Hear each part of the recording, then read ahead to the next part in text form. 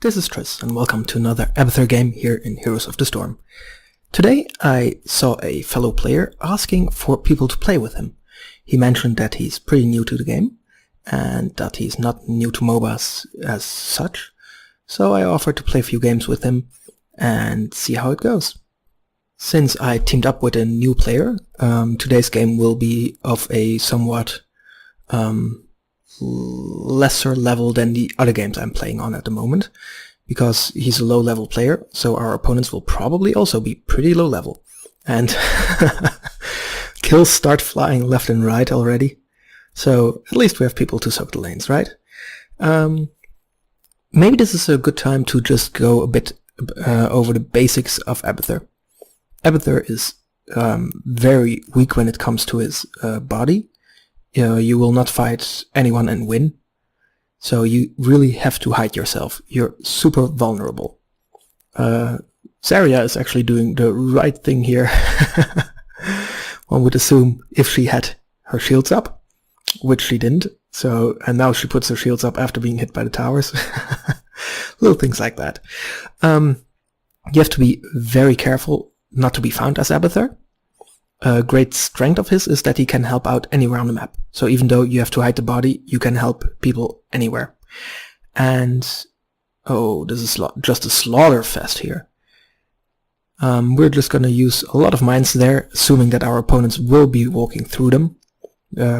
As a general rule of thumb, you can do two things with your mines. One, you can give vision, like let's say your allies are doing a boss and you're afraid that your opponents might show up. You put a mine somewhere in the path you expect them to go, and so you have vision when they are coming in. And the other thing you can use them for is just to blow up your opponents by putting a lot in a narrow chokeway, forcing them to go back and heal, or if you're very lucky, to kill them even with. So I'm assuming this game will continue on like this, being a slaughter fest. Right now, our allies are fighting for the objective. We can see a lot of our opponents on the map, which means that even though we're very weak, it's a good time to move a little bit closer to the minion wave. If our body is close enough to minions dying, we will get experience from that, which will help us in the experience race, leveling up, getting the talents, and hopefully winning us the game later on. If that's a real Nova, she's just that was the real Nova just standing there. Yeah, like I said, a different level of gaming today. So we killed all of our opponents somehow, which is very good on our team's part, even though at the beginning of the game we should be very weak because we have an Abathur who is in the early game not very strong at team fights or anything like that.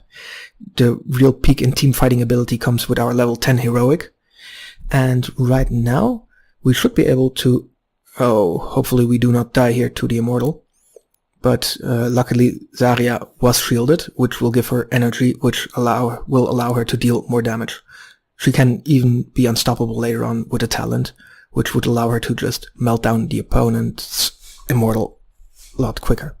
As you can see, by standing close to our opponent's minion wave, we were able to push it out with our little locusts, which spawn every 15 seconds, and push down the front of their defenses already.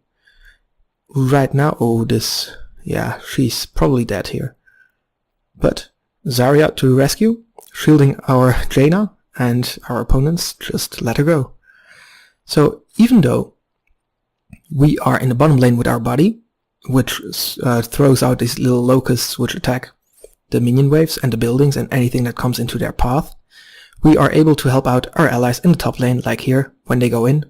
We spike burst our opponents with a little bit of damage, we shield our allies a little bit with the carapace, and we can shoot little darts at our opponents with the stab ability, which is only available once you symbiote someone. So looking at the minimap, we have a Zeratul in front of us, so we don't really need to be close to the minion wave right now because he is soaking it for our team. He does have to be careful that he doesn't die. Sylvanas is very good at dishing out damage, but she is very bad at dishing a lot of damage to the same target if there's other targets nearby, because her first ability just targets whatever is nearest to her. We're putting some mines down here which will help us out clearing the camp later on if we want. and it will also help us see if our opponents are trying to get to camp. So we're just helping Zarya out a little bit here. We're shielding her, we're helping her deal damage to these enemies, and I'm laughing here because she should actually position herself differently so that her beam hits multiple enemies at the same time. As you can see, it shoots out quite a bit, so she would have been able to take out these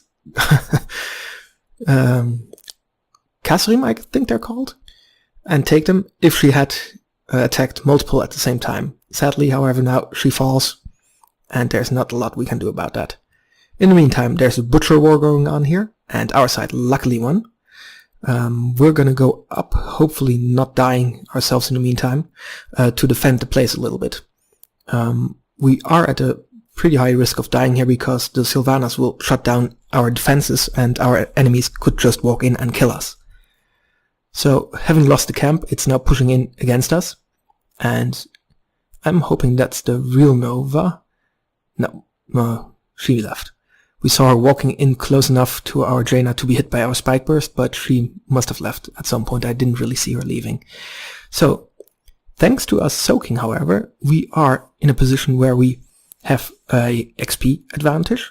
Of course, winning the first objective was also very important for this, even though, as you can see, the fort attacked by the Immortal has not fallen, while the place we have been pushing has in the bottom lane. So, our allies are attacking the enemy's Immortal. Our enemies are not teamed up at the moment. As you can see, the enemy Butcher is defending at the moment, and we're just gonna copy the Butcher and just gonna wail away at them. Sadly, Butcher used to be a stronger clone target for us before the rework. Right now, he gets really strong if he collects enough blood, which he of course cannot really do in the cloned body. As you can see, we have 0 stacks of blood, and there's no way we can fulfill the quests with a clone. So while our team is fighting their team in the middle, we're just gonna make sure that we push out every lane here, which will help us reaching level 13 quicker. And 13 is the level where you get the talent, so that's why I'm mentioning that one. And by reaching level 13 first before our opponents, we will have a talent advantage over them. They, however, have reached level 10 right now, which basically means that we have to be a lot more careful than we have before. Level 10 is, of course, for every hero a pretty big power spike. So we're gonna make sure that we don't die here, and we're just gonna tunnel to the bottom of the lane, make sure that we gain experience there, depush the lane.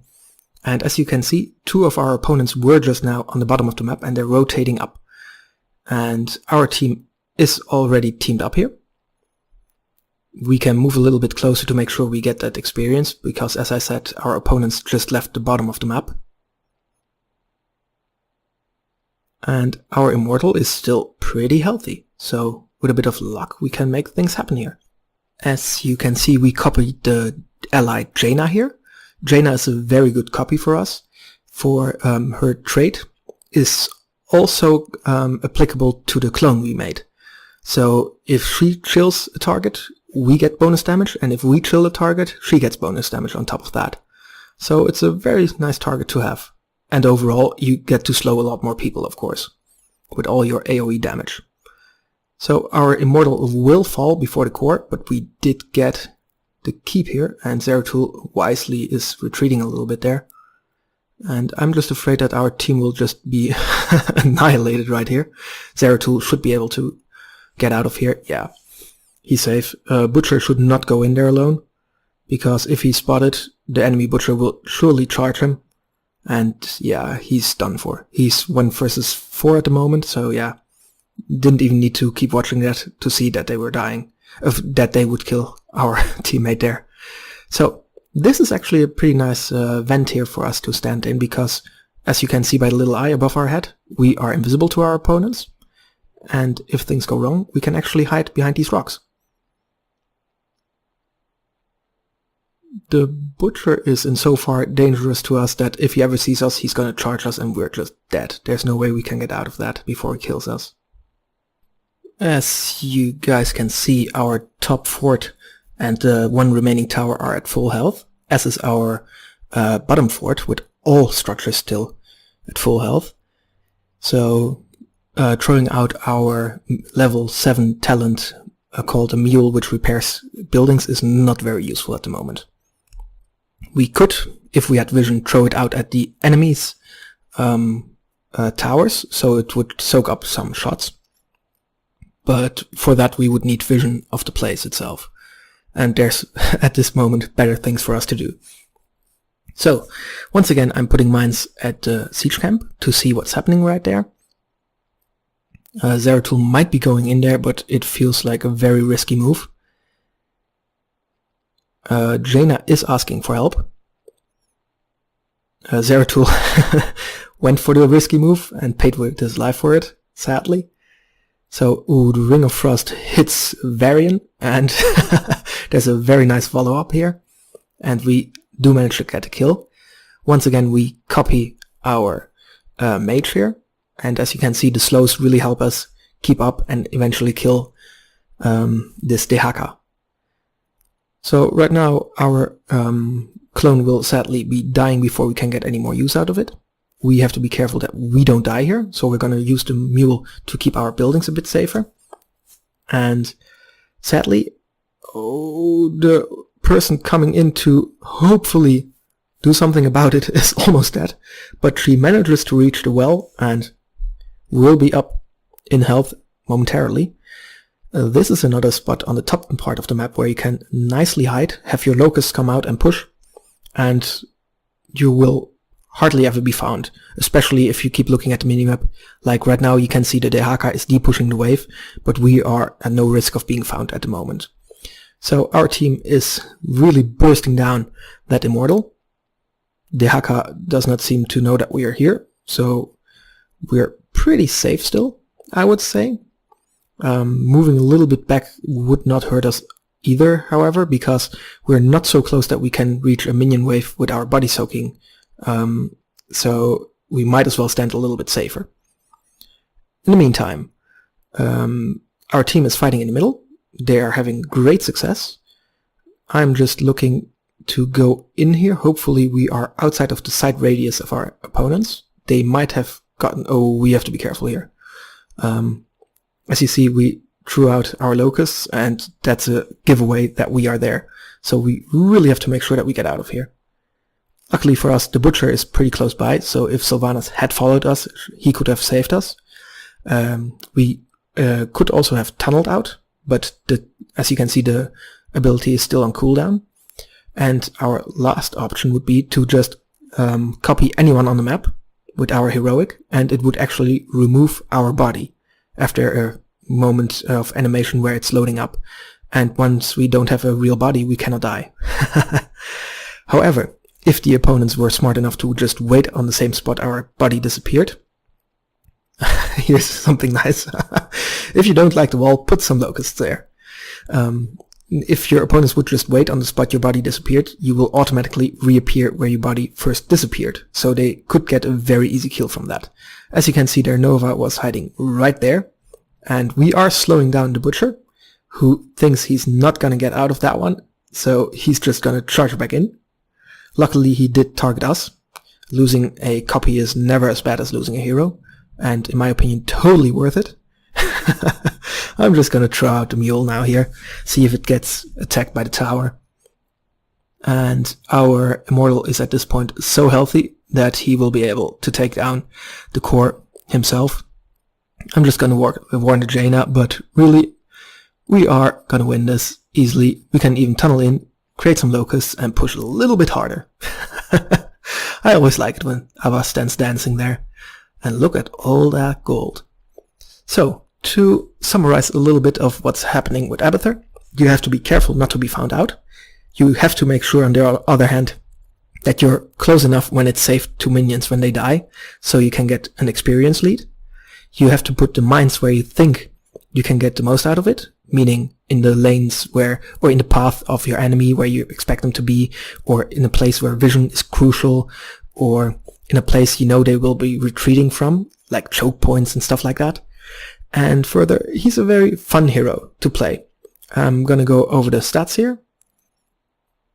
And as you can see, we didn't die, of course, but we did reasonable. Not amazing, but we were able to outdamage most of the other players. And on top of that, we helped just pressuring our opponents constantly. So thank you guys for watching and have a good one.